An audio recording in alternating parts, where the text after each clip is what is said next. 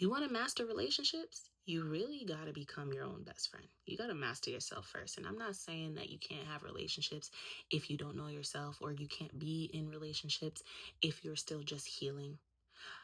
All I'm saying is we tend to attract and call in exactly who we are and better sometimes. See, when you really understand yourself, and I'm not just saying the best parts of yourself, I'm not just saying the greatest parts of yourself, I mean every part of yourself. When you understand your flaws, your weaknesses, your problems, your issues, what makes you jealous, what you're envious of, when you understand the good just as much as you understand the bad, and the bad just as much as you understand the good, that's when you start to understand exactly who you are and who you genuinely want in your life. See, the thing with humans, us, right, as a whole, is we're constantly calling in relationships because one, society highlights relationships as the most important thing. And two, relationships are actually quite important. They're extremely important. Us as humans, we need each other, no matter how much we say we don't. We absolutely do. Without each other, there's a lot of things that we would not have and a lot of things that we could not do. So, relationships are extremely important. But the thing that isn't highlighted, or we're not necessarily taught as young children, and I'm not speaking to everybody, but a lot of us are not necessarily taught how to connect with ourselves. Who cares what we truly want, right? It's actually more so what is okay in society, what we've been conditioned to believe about ourselves and about life. And then there's who we actually are and our true purpose, which means that basically as a child, we're constantly being taught how to connect with others, be nice to others, play nice with others, respect others, listen to others, but not necessarily to ourselves. And so as we get older, we have to learn ourselves, because the version of ourselves that we become by the time we're actually conscious enough to make our own true decisions, we're not exactly who we know we are, if that makes sense. We're not exactly the versions of ourselves that can say, this is authentically who I am. We actually are just the version of ourselves that we've been conditioned to believe we are. Society has told us to be, who we may aspire to be. And then who we actually are gets hidden underneath everything, especially the versions of ourselves that we don't necessarily love. The shame, the embarrassment, the part of us that makes us cringe at our own selves, right? The mistakes. We learn through society to hide those things and those feelings because they're so uncomfortable. We don't necessarily put them out there. That's not a thing we do. We don't like that, right? But what I've learned, especially when it comes to relationships in general, right? So I'm not even just talking like person to person. I mean, every relationship we have, from the relationships we have with animals to objects, right? To the relationship we have with, where we shop and how we look, our style, things of that sort. What I've really learned is that it evolves based off of how deeply you get to know yourself and how much you get to know yourself. The kind of people that I was attracting when I was younger versus who I am today and what I see I attract now is extremely different. And I've learned that it changes just because I got older, but age has nothing to do with it. It's actually very much mindset. It's very much who I align with, what I identify with. That's what I start to attract. For example, right?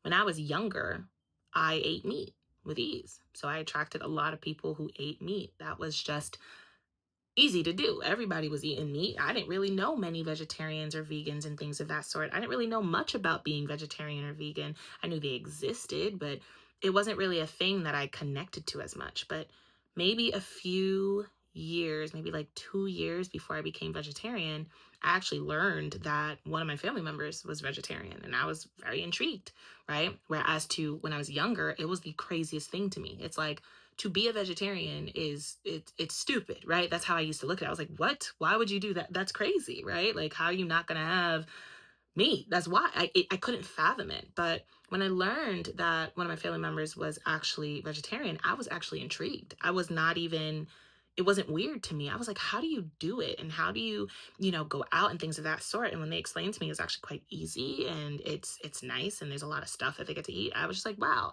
I was still casually eating my meat and doing what it is that I do. But that one moment started shifting something in me that I didn't even realize, because I started shifting. And I didn't even realize that at that time, I simply wanted to eat healthier. That's it. I just declared that I wanted to simply eat healthier. I wasn't swearing off of meat. I wasn't stopping myself from eating meat in any way, shape, or form. Being vegetarian didn't even cross my mind. I just simply wanted a better relationship with my body. And so I wanted to eat healthier because at that time I was gaining weight that I didn't know where it was coming from, which it was emotional. We'll talk about that later. But I was looking at my body and it was completely different from the year prior and the year prior to that. And I started to connect it back to the way I was eating. So all I did was declare that I wanted to eat healthier. And then all of a sudden, I now find out that one of my family members is vegetarian.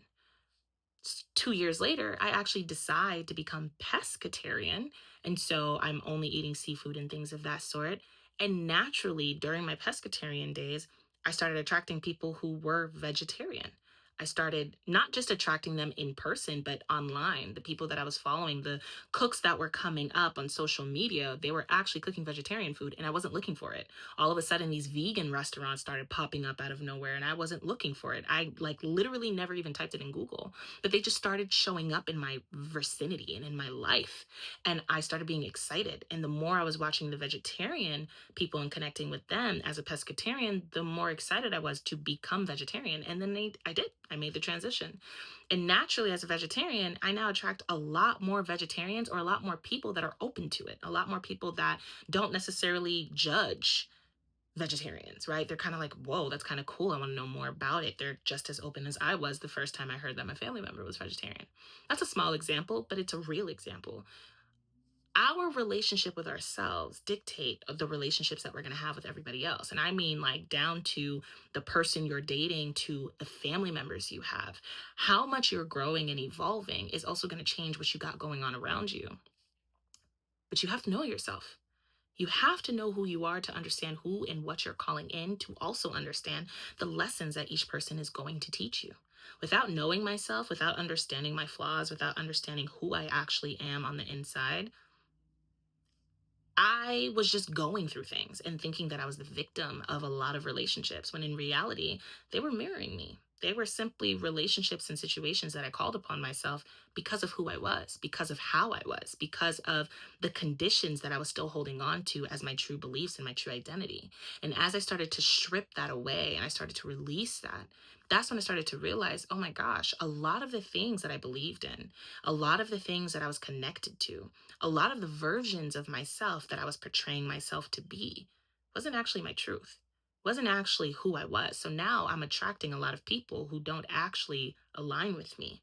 They don't align with my values and ambitions because even though when I met them, I thought I had certain values and ambitions, it wasn't true. That was just the values and ambitions I thought I needed to have based off of society and based off of how I grew up and what I believed I was supposed to do.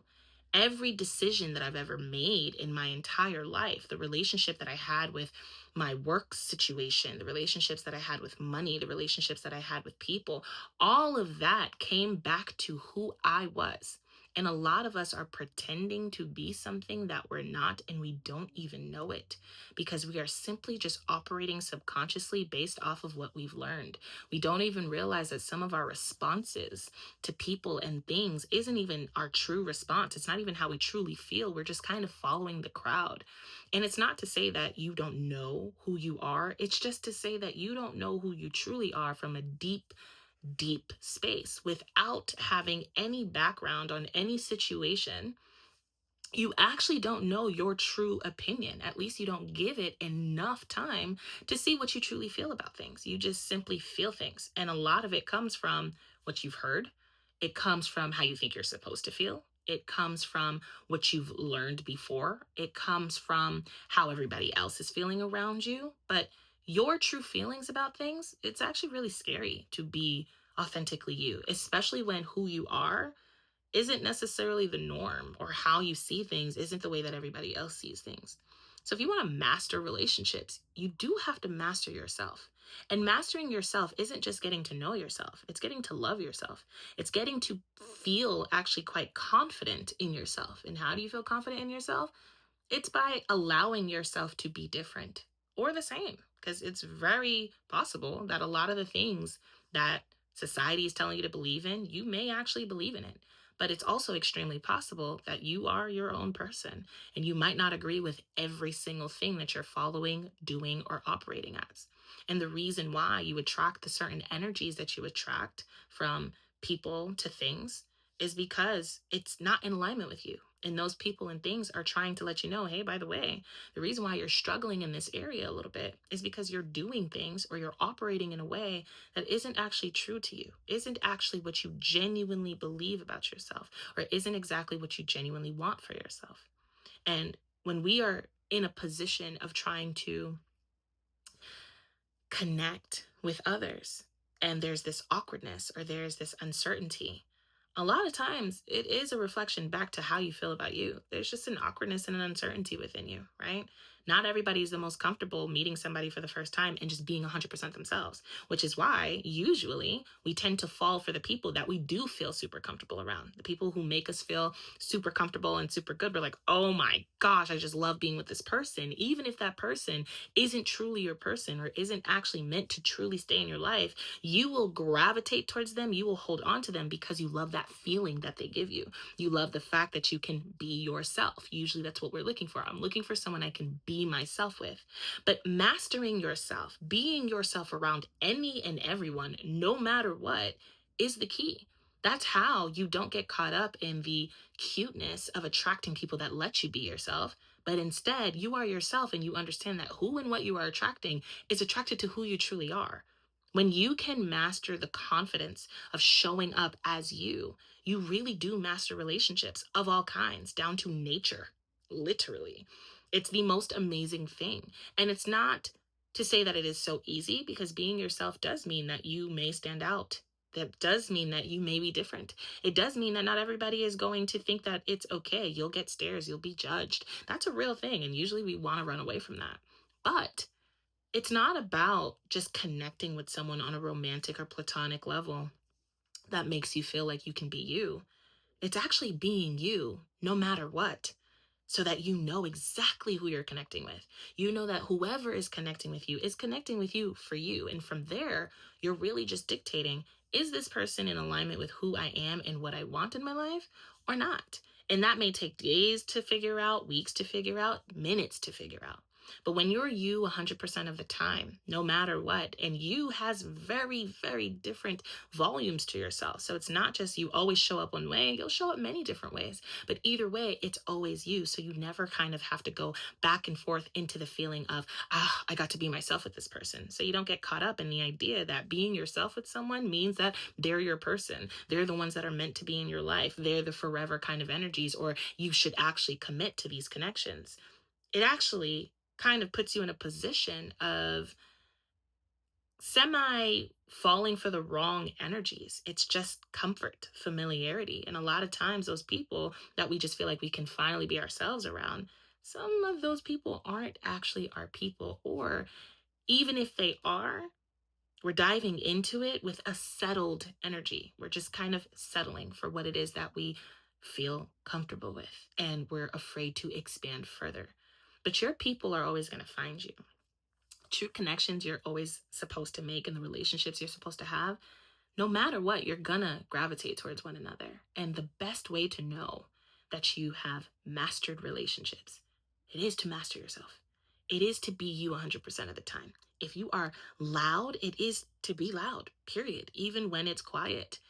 That doesn't mean that you can't read the room. It doesn't mean that you don't have good social skills. It just means that you are you and you're going to continue to be you. And you're going to do you the way that you need to do you, period.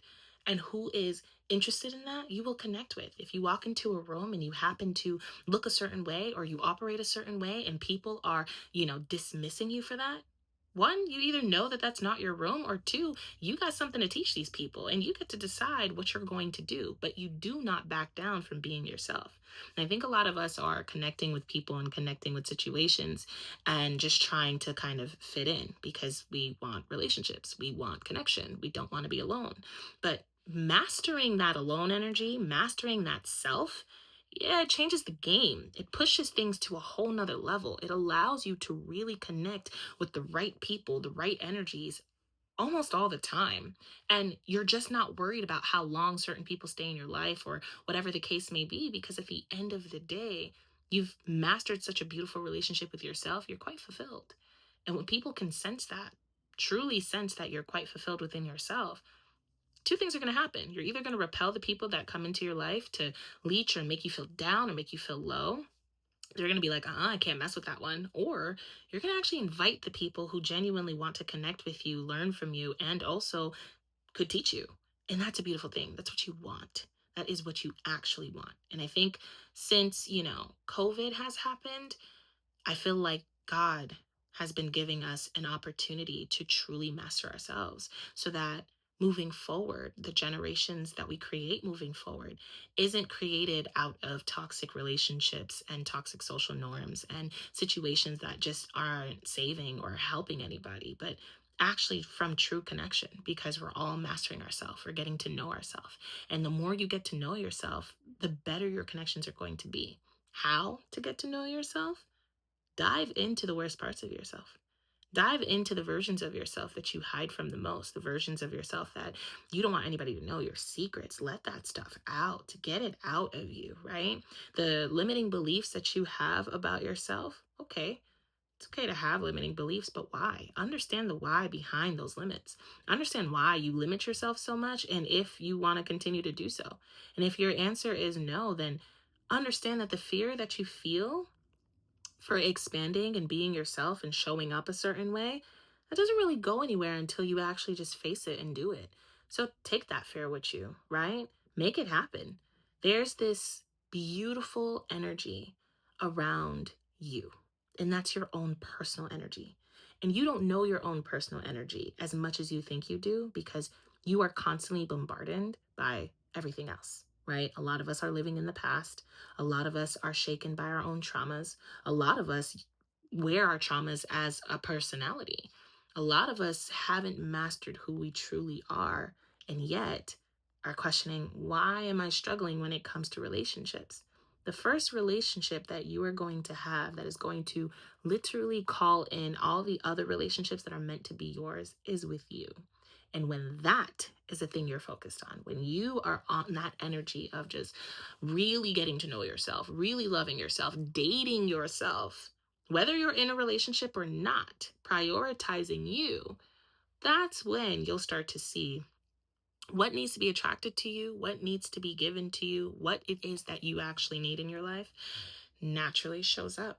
And it may not show up in the timing you think it's supposed to, nor will it show up in the way that you think you need it to, but it does show up. And you'll start to realize, maybe all of these things or all of these people that I thought I needed, I didn't, right?